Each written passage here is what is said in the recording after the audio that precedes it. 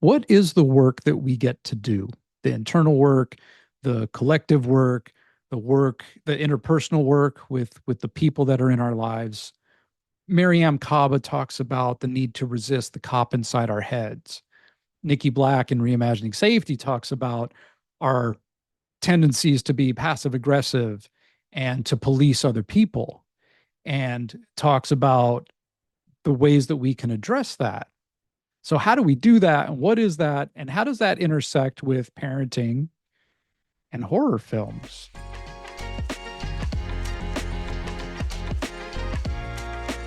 Hello, everyone, and welcome to Conversations for the People with Matthew Solomon.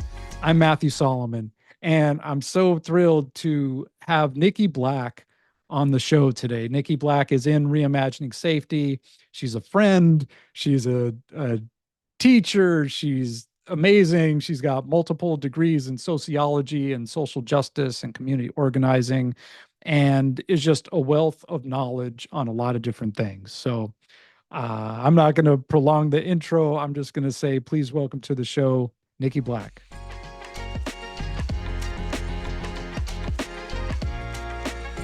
All right, Nikki Blak, welcome to Conversations for the People.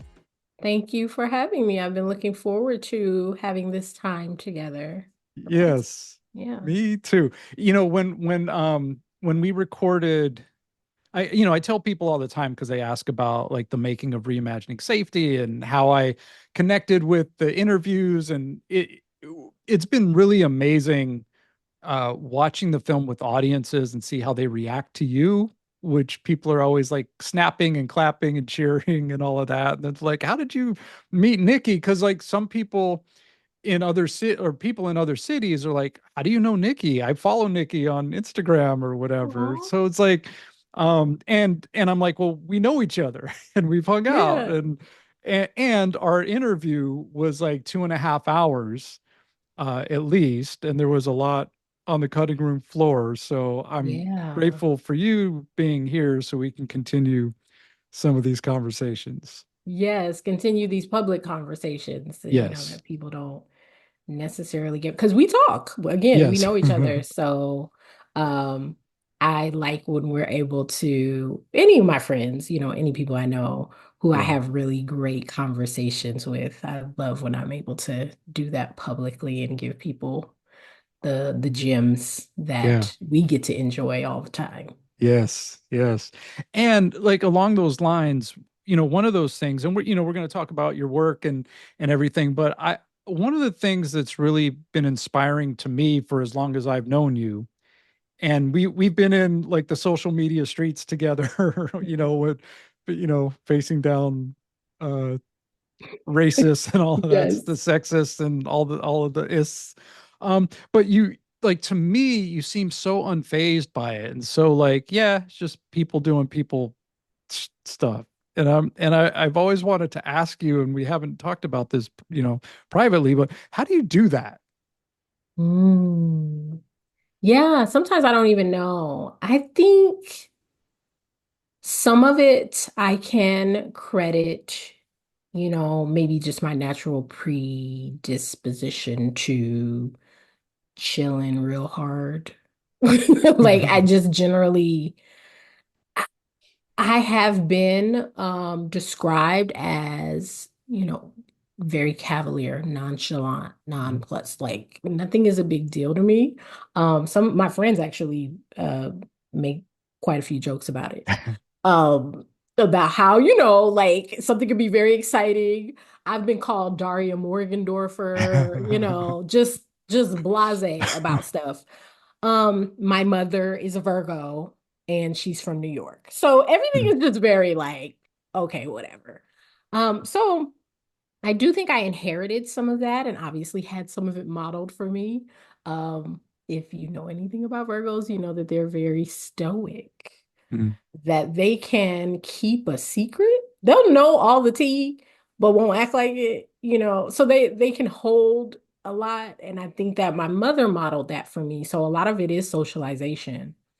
But I think that some of it I had to come into just through experiences with interacting with different types of human beings in the world, and really getting it in my head that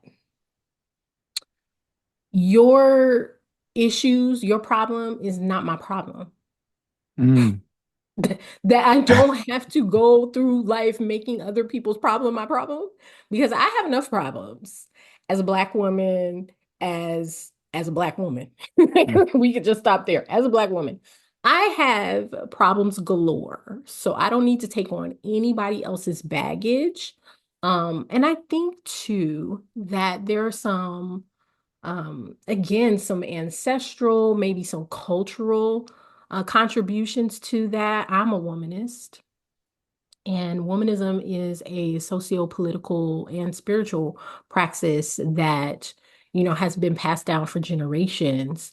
And it is really a deeper, richer, more intersectional version of feminism, or what we understand feminism to be. And there are just some tenets of womanism and some principles, one of which is like self-love, like a deep self-love and self-regard that we have for ourselves as people who have been relegated to the margins of society, who have been disregarded, disrespected, over and over again, that if the world is not going to see me as worthy, that I'm going to see myself as worthy. So other people's opinions about things don't really hold that much weight, depending Mm. on the character of the person, depending on what that opinion is and how informed it is. Um, yeah, I don't have the energy to go back and forth with people, and also to allow them to stress me, have me Mm. stressed and pressed. Strangers especially, like, I say it every day. I say it to the people in my house. There's 8 Mm. billion people on the planet. So make a choice. Mm. Like, get out my face. There are so many people on the planet. There's too many people on the planet for me to be hanging my emotional well-being Mm. on somebody, an individual, again, who may or may not be of good character, who may or may not be in a position to judge me or offer any wisdom. So I'm able to take information, take wisdom wherever it comes from. I believe that a fool can tell you something that is useful, and I'm able to take that and synthesize it, and make use of it, when it's appropriate, and to disregard it when I don't need it or when it doesn't apply. So, um, it's practice. It's a practice, and I've been seeing lately.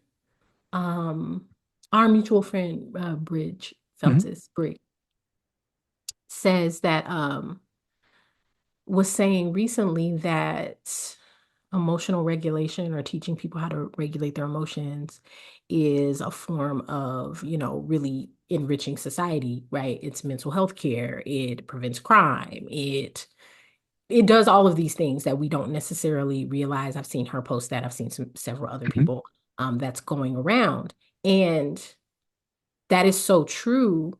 I, I don't think as children, most of us have people teaching us that we are in control of how we feel, Mhm. that we can make decisions about, who we interact with and let into our emotional and energetic space, and that we don't have to take on other people's baggage, and other people are responsible for their feelings. We don't have people telling us and teaching us and demonstrating that for us. So I'm not special in that, I was just born with this ability to self-regulate.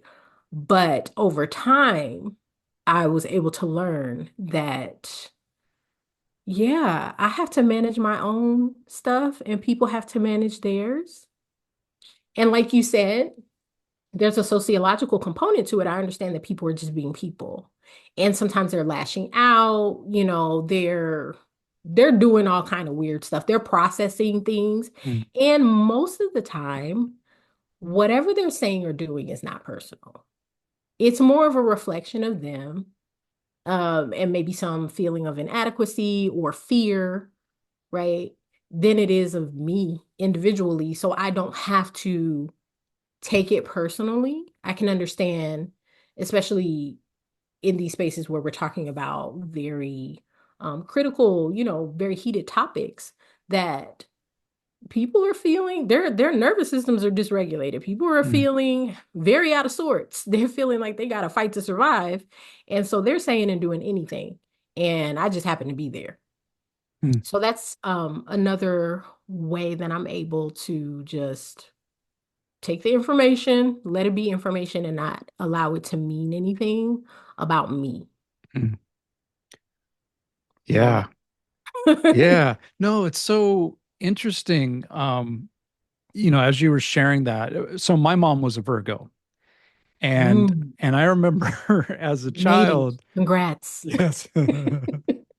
But and actually you just made something make sense for me right now because I remember junior high specifically, but even like up through elementary school and all of that, when kids would, pick on me or whatever, and I would feel hurt. And my mom's response was always like, "Oh, just ignore them. Oh, they're fools. Oh, they're just jealous." And it was like super dismissive. And Mm, and I, you know, there wasn't anything like I didn't have tools. I didn't understand, oh, I need to process this and there wasn't like a context. But if that's like Virgo being a Virgo being unaffected, like that makes sense. And yeah. it was like, yeah, I did, like, what do you mean ignore them? They're attacking me as an Aries, child, Yeah. As a like kid who wants to be liked and accepted, like all of that's that. perfectly normal. Yeah. Yeah. Yeah. So thank you for that. Welcome. You're Um, welcome. and then it also occurred how, because it's funny because literally a couple days ago I was thinking about the whole like, oh, that's not my problem. Like when somebody's acting out or whatever. And on the one hand, like, my thought process is, well, if we're a collective and we're in this together, on some level, maybe it is my problem. But then as you were sharing, it's like we're socialized with various systems of oppression to be like, oh, I have to do this to be a good person to be liked. So like the whole people pleasing thing is Yep. is a symptom of that. And um making your problem my problem when it's really not, like being able to discern uh is not something we're taught. We're not taught how to listen to each other. And like I say, like, I was taught to suck it up. My kids were taught to use their voice, but nobody's really like, here's how you listen empathetically and connect with somebody else and get inside their world so you can understand each other. So it's interesting how all of that ties in. Yeah, it does. It definitely is all one big circle. The fact that we compartmentalize all of these different areas of our life and even like spaces of human interaction is really perplexing to me because how we do one thing is how we do everything. So how you Mm, show up here is how you're going to show up over there. And what I notice is that there's a ripple effect. That when people feel disempowered, when people have been harmed, bullied in their own home, right? Because a lot of times the parent is the first bully.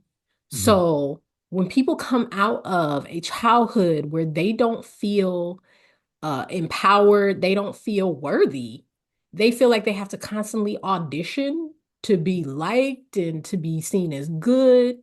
And also that their very existence is always on the line, like they're trying to validate their existence and prove that they should be here and that they should be at the top, which is, a lot of what supremacy ideation and white dominance is really just about. It's about fear of extinction. mhm, So, mm, having to mm, feeling like you just have to climb to the top all the time. Um, in a very hostile, we're a very hostile, punitive, you know, um, retributive culture where we just like punish and demean and all the time in every way, police ourselves.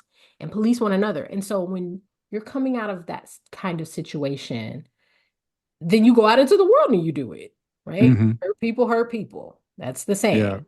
You have to first have it modeled for you. You experience the oppression, the violence, and then you go and you do it. An example of this is when I really, really got this when I was a new biological mother. I had a child before, Naomi, who's an adult now, but I had given birth for the first time. And so it's just different, right? It's just a little bit of a different experience when it's your child that came out of your body. You're doing Hmm. stuff maybe that you didn't do with a child that you adopted. And so I'm in all these mommy groups, right? It's the age of the internet, and I'm Yeah. in the mommy groups, and I'm interacting for the first time in my life with majority not Black women and women of color, because that's where, my most of my life has been predominantly people of color, people of the global majority. And so I'm interacting with more white women than usual and a mix of cultures, and I'm seeing how they're being impacted by motherhood, Mm. it, particularly in the family, and the overbearing mom, the overbearing mother-in-law, the people who come and take power from the mom and tell her she's not doing a good job and she's not doing it right. And all is that's real. That's not Yeah. made up. That's a real thing. And these women were grappling with how they could establish authority to raise their child the way that they wanted to, how their parents were overstepping and feeding their children things that they don't feed their kids and allowing them to watch things. It was wild to me.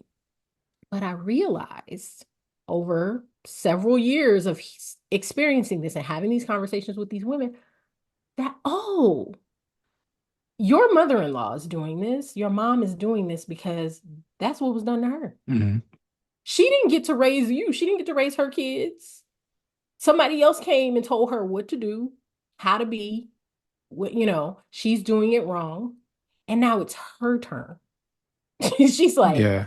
my time to shine. We also do this with our children, right? We weren't allowed to make choices. We weren't allowed to quit ballet or take Mm. up, a hobby or do whatever. And we push our kids into doing it because it's our time to shine now. Their childhood is our childhood because we Mm. didn't get to have a childhood, right? And then all we do is pass it on because now they don't get to have the time that they deserve. They don't get to develop in the ways that they should be allowed to. And now they have to wait until they have someone to dominate. And then they get to take their power. Yeah. And then the next generation gets to. It's so bizarre, but that's literally what we're doing as human beings. It's just this domino effect. It's just this ripple that goes from generation to generation to generation until somebody stops it, Yeah. until one person says, okay, that's enough of that.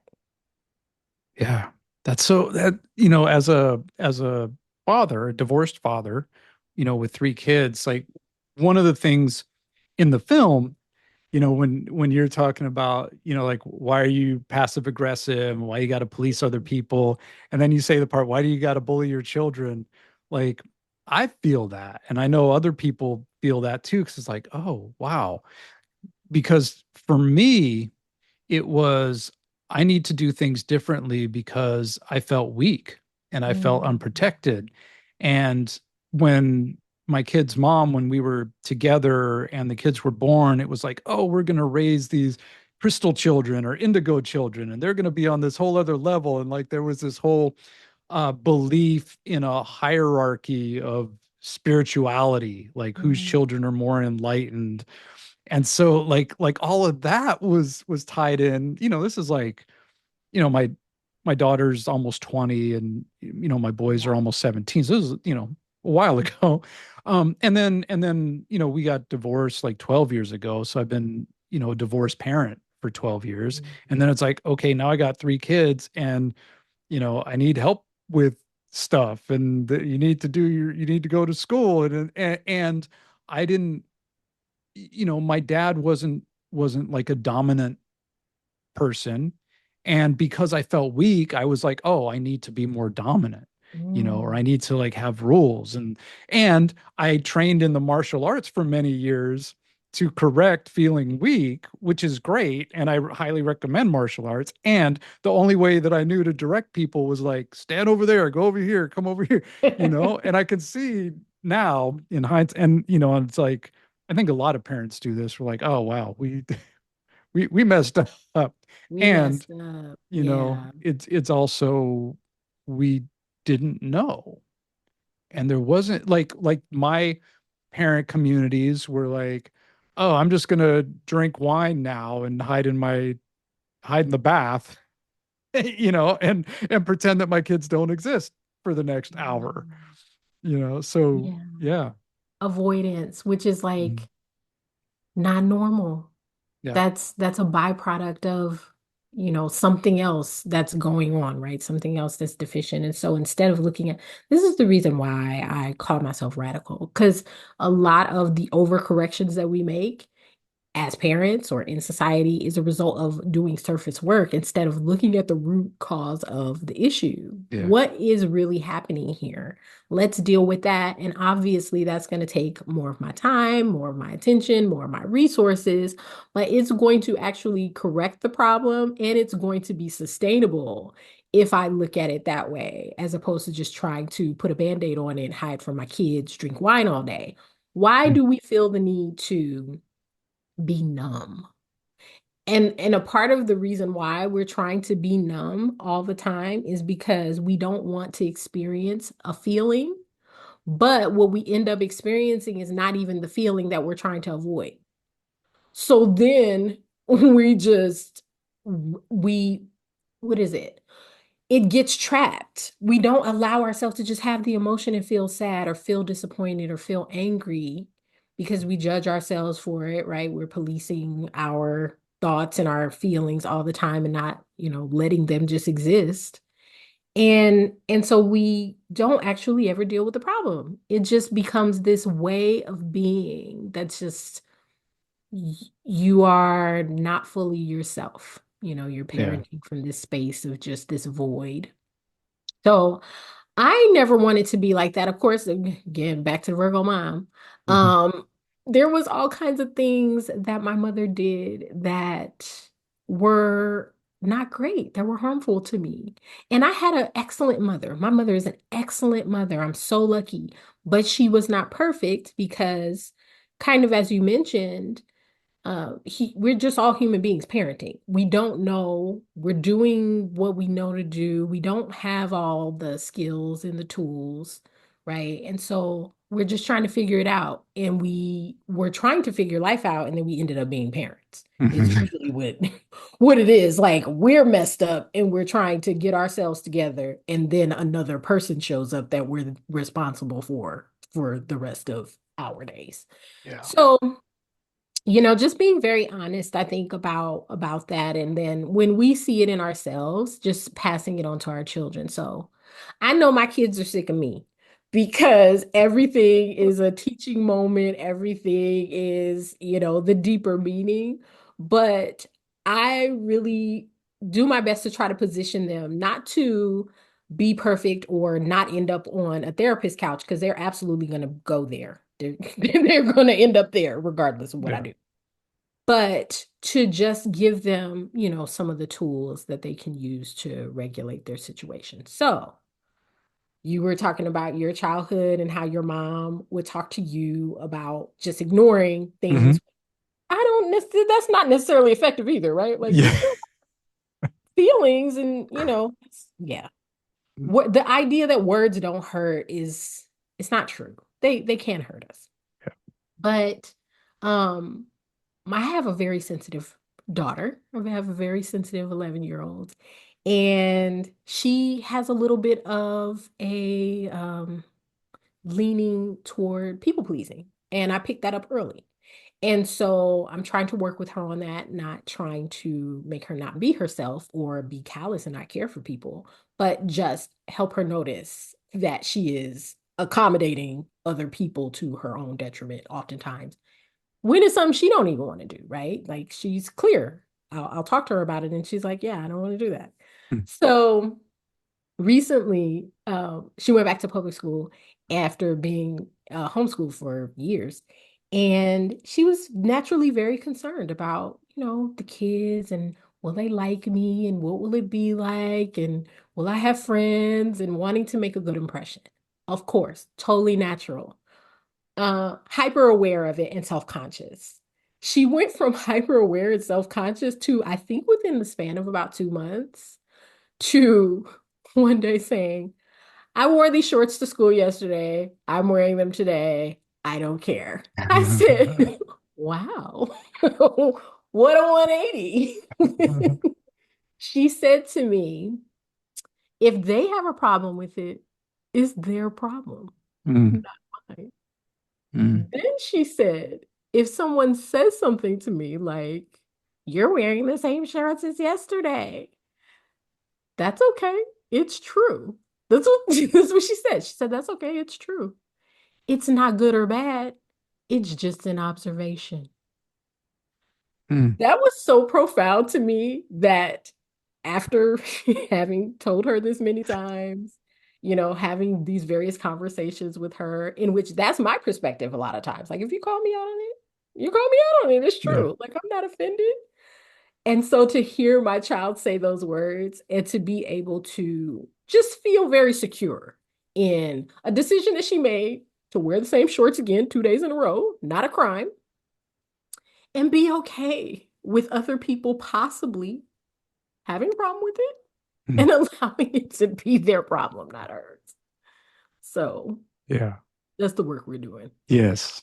Yes. Nikki, I wanted to get into the work you're doing with Interrupt Series. You're the executive director. A lot of people, I've been following you there in addition to your, personal account, and you do like really amazing workshops and things like that. So I'd love for you to share what is the Interrupt Series and what are you currently working on providing all of that.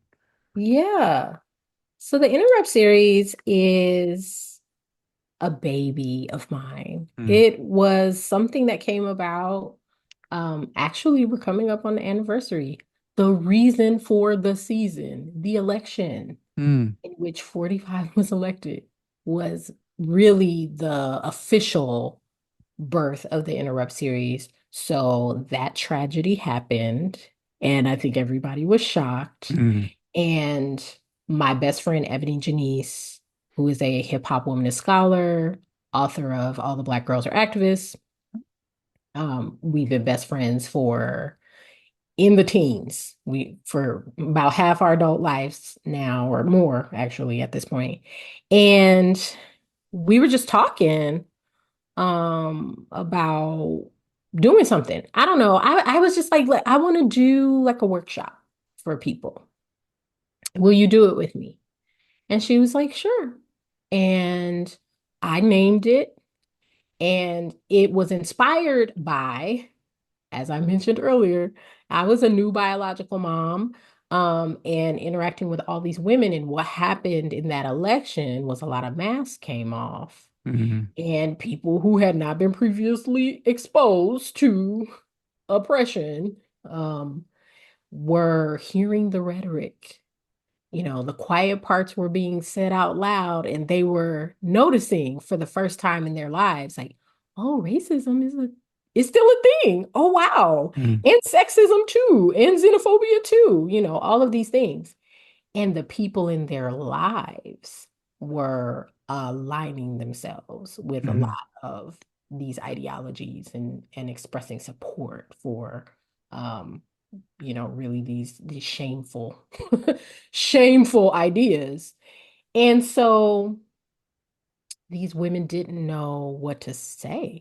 They didn't even know what to say.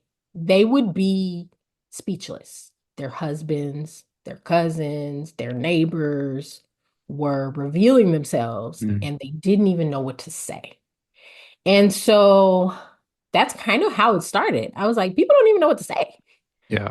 So let's gather people to have conversations and to give them tools, and reframes, and a little bit of education so that they have a foundation to understand what is being revealed to them now, so they can understand that there are deep roots here, and so they can contextualize their experience and articulate their resistance. Mhm.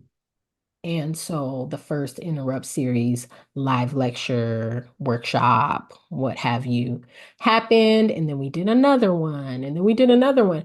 Actually, I think it was like the third one we did with Matt Cedillo.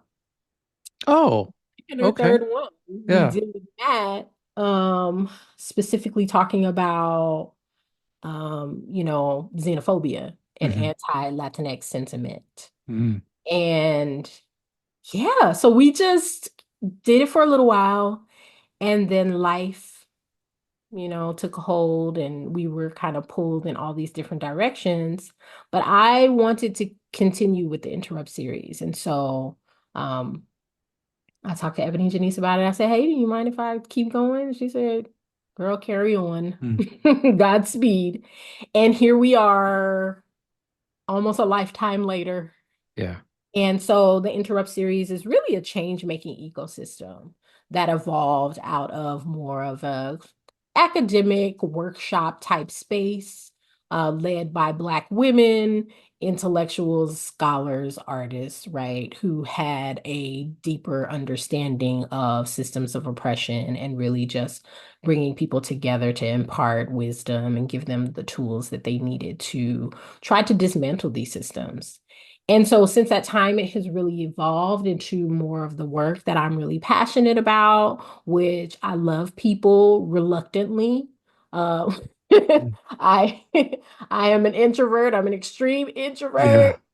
And but I do love people even though they get on my nerves. So yeah, it's just really all about people for me, all about relationships and human behavior and understanding that these systems that we experience in the macro are at play in the micro and that we empower them first internally. And so the way to really interrupt is a lot of times internally. It's an inside job. Hmm. So I'm a liberatory change worker. And what that really means is that I help people change their lives. I help people sometimes change their material circumstances. I help them change their minds. I help them make the changes in any space that they need to, whether it be systemically or whether it be in their family, in their community, internally, so that they can be free.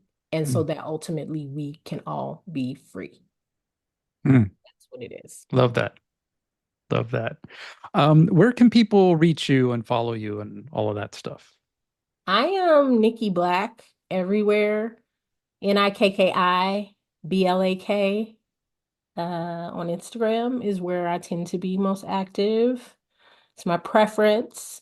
So you can find me there. Also, Interrupt Series has an IG as well. So it's Interrupt Series at Interrupt Series. The content there is a little bit different. So if you want some more formalized, very specific kind of liberatory, anti-racist, anti-oppression work, then that would be the place to go. There's also interruptseries.com. So you can just go there. And recently I created a little project that was really fun. It was the Interrupting White Feminism Mm. podcast. So it's a Hmm. limited series podcast, and you can go to interruptingwhitefeminism.com and listen to it. It's available on Spotify, Apple Podcasts, And so there are so many different places and spaces to Yes. connect with me. If you don't, then it's because you didn't want to. Yeah. Exactly. And they can watch you in Reimagining Safety And as they well. can. Yep. Yeah. Awesome. Well, we'll drop all of that in the show notes. Before we go, just because we were talking about this before, I didn't know your love of horror, and then we were talking about how that intersects with being Black in America, and so I would love for you to just speak on that for a minute because it was such an awesome conversation we were having before. Well, thank you. I love horror. I was introduced to horror literally as a kid, as a wee babe, shout out to my older cousin who had no business showing me Night of the Living Dead. But he did. He did. And, that was also the era of Thriller. Yeah. And I remember being so scared by it, and my older cousins would like taunt me with it. But I grew to love horror, zombies being my first love, I think. And I'm really, really into horror. I was the kid that read all the Stephen King books, the Mhm. short stories. Yeah, and a little bit of sci-fi too. My mom is a Trekkie, and so she definitely pulled me into all the sci-fi things. So the Terminator 2 and the Yeah. Matrix and all the time travel, the Back to the Future, the all the things. And I actually didn't discover Octavia E. Butler until I was an adult, and I Mhm. felt offended. I felt offended because I was like, all y'all knew me, a little black girl from Inglewood, California, who loved horror and fantasy and sci-fi, and nobody ever thought to be like, hey, there's this black woman who's phenomenal and wrote all of these amazing sci-fi, speculative fiction works, who was from Pasadena up the freeway. Like, you should study her work. So that's neither here nor there. I didn't necessarily see myself in horror, you know, um, coming up, but I still loved it anyway. And I am hard to scare. Mm. I am hard to scare. And I was talking to my partner about this the other day, and I had mentioned it to you, part of our conversation. But another important part of the conversation is I am so particular about the horror I like. I know exactly what I like Mhm. at this point. I don't like slasher films. They're boring to me. I don't particularly like monsters. Zombies are an exception, but are they really monsters? I don't particularly like I'm very specific because I've seen it all, right? So I Yes. have strong preferences. I won't just sit up and watch anything. And I've been struggling to find some good horror lately. I just have been underwhelmed. Yeah. And yeah, so I mentioned earlier that I was contemplating too, like what is it about my lived experience that also makes it really, really difficult for me to impress when it comes to horror because I've seen it and I've lived Yeah. it. I've seen and I've lived horror, as a Black woman. So compounded oppression, racism, Mhm. chattel slavery, Jim Crow, like all that is extremely scary. It's very, very hard to scare me at this point. Yeah. Yeah. Yeah. Yeah. Okay. Cool. I could, as a horror fan, and I mentioned before I made a horror movie called Chatter.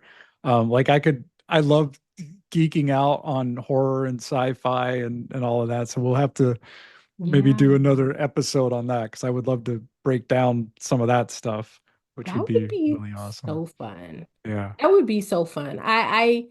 What made me think about it too was that one of my friends mentioned that women are making really great horror right now. Mhm. And why, right? Like we have a lot of material. Yeah. We have a lot to draw from. So I do love this era of seeing this evolution in horror stories being told, obviously from non-white cis heterosexual male perspectives, international horror, people of the global majority, different marginalized and oppressed groups like sharing their experience or their unique takes on fantasy and sci-fi and horror. So yeah, I definitely would love to have this conversation Yeah. more. And in the meantime, if you get any recommendations, if you see anything Yeah, good, yeah. If you're watching, listening, put it in the comments if you got horror recommendations. Because yeah, I agree. It's been hard to find good films. And I just having grown up in Hollywood, um, I also recognize that the black filmmakers, the black writers were not allowed in and were not mm, like it was decided by the white powers that be that it wasn't marketable. And that's yeah, something I directly experienced as a director wanting to hire a lead actor that was black in one of my films and being told, "Oh, that'll never sell." Meanwhile, like Jordan Peele, like a year later, comes out with Get Out, and that has not changed the landscape entirely, but has opened doors.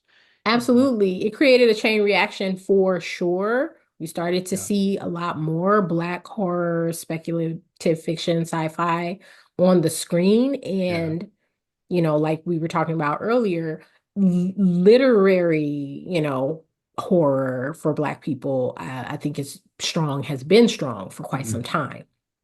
So we just need to see, there's a lag right now. We just need to see those stories come from the page to film, onto TV and movies.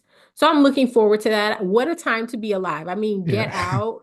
I literally, when that came out, I said, I feel so lucky to be alive Mm, right now to experience this film. Like yeah, it just was such a moment for me as a horror, lover. And like I said, not being able to see myself. I think that, we came up in, I would say, kind of the golden age of horror, like mm, late 70s, yep, early eight, like yeah. Jason, we got Freddy Nightmare on Krueger, Elm like Street, all of that. Yeah. so much great horror. And then Mhm. Candyman for me was like Yes. such an important Yes. movie. That scared Um, the crap out of me. it was so Oh my scary. God. It was Yeah. so scary. And I remember watching it and being so scared. And so we got such good horror. I think that that's a part of the reason why I'm just so bougie. Like Hmm. I can't just watch anything because I'm like, I was there for Nightmare on Elm Street, Yes. okay? Yeah. Yeah. They filmed the first one at my junior high school, John Really? Burroughs Junior High, which is now John Burroughs Middle School. Yeah. So Oh, all the school, the interior stuff was, yeah, okay. was there. Oh, I love that. I Yeah. love that. Yeah. Yeah. Yeah, we really did. We got some great horror. So I want horror films to step their game up because I feel like it's been a lot of lazy. The stories were so rich. Like the villains had Yeah. backstories. Nowadays they don't have backstories. It's just Hmm. like creepy, scary. Yeah. They were possessed. Something happened. Yeah. Yeah. Scary It's person, just a scary demon, thing, whatever. no explanation. I'm like, what? Yeah. Give me something. So Yeah. yeah, yeah, yeah. I look forward to seeing more and I look forward to continuing this conversation. Yes. Yeah, Nikki, thank you so much. I love talking to you all the time. And so I really appreciate you coming here and sharing with everybody. Of course, my pleasure. Anytime.